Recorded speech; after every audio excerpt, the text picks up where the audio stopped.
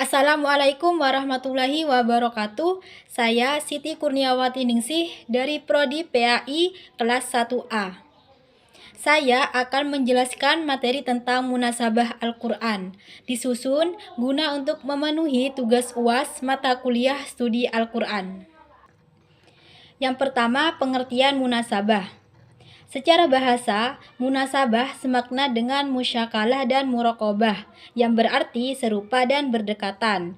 Sedangkan secara istilah, munasabah adalah mencari kedekatan, hubungan, kaitan antara satu ayat dengan ayat yang berdekatan, baik dengan yang sebelumnya maupun yang sesudahnya, termasuk mencari kaitan antara ayat yang berada pada akhir sebuah surat dengan ayat yang berada pada awal surat berikutnya. Jadi, munasabah adalah suatu ilmu yang membahas tentang keterkaitan atau keserasian ayat-ayat Al-Quran antara satu dengan yang lain. Yang kedua, macam-macam munasabah. Munasabah antar surat dengan surat sebelumnya. Contohnya itu dalam surat Al-Fatihah ayat 1 ada ungkapan Alhamdulillah.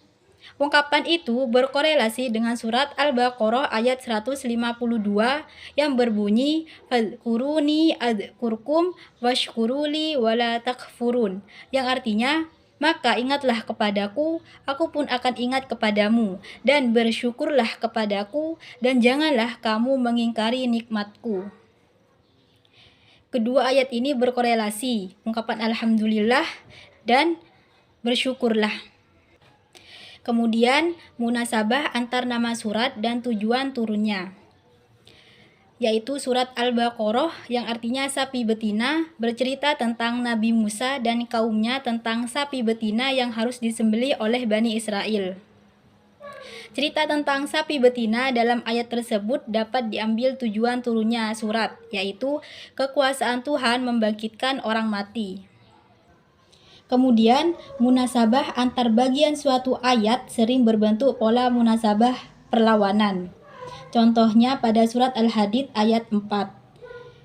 Ya'lamu ma yaliju fil ardi wa ma yakhruju minha wa ma yanzilu minas sama'i wa ma ya'ruju fiha. Antara kata yaliju yang artinya masuk dengan kata yakhruju yang artinya keluar, serta kata yanzilu artinya turun dengan kata ya'ruju artinya naik. Dari kata-katanya sudah sangat jelas terdapat korelasi yang berlawanan.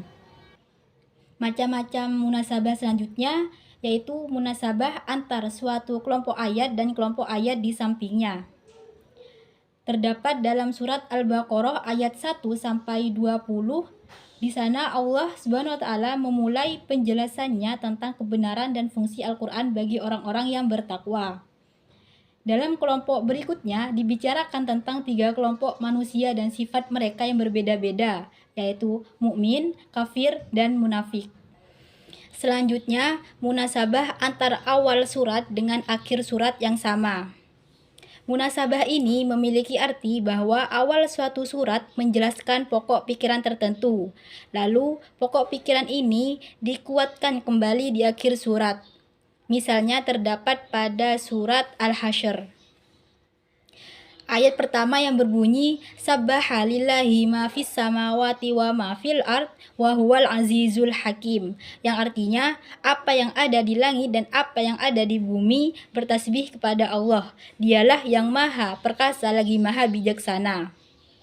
Dan ayat terakhir yang berbunyi Huwallahul khaliqul bari'ul musawwiru lahul asma'ul husna yusabbihu lahu ma fis samawati wal ard wa huwal azizul hakim, yang artinya dialah Allah yang maha pencipta, yang mewujudkan dari tiada dan yang membentuk rupa.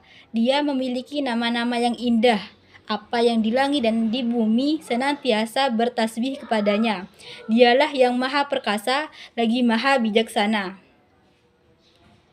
Munasabah ini terletak dari sisi kesamaan kondisi, yaitu segala yang ada baik di langit maupun di bumi menyucikan Allah sang pencipta keduanya.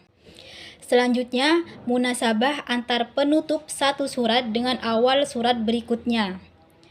Misalnya pada permulaan surat Al-Hadid dimulai dengan tasbih. Sabbaha lillahi ma fis samawati wal ard wa huwal azizul hakim. Artinya, apa yang di langit dan di bumi bertasbih kepada Allah, dialah yang maha perkasa, maha bijaksana.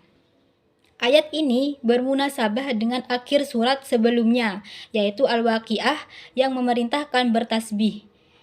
Ayat terakhir yaitu Fasabbih bismi rabbikal azim. Maka bertasbihlah dengan menyebut nama Tuhanmu yang maha besar. Sekian penjelasan dari saya. Kurang lebihnya mohon maaf. Wassalamualaikum warahmatullahi wabarakatuh.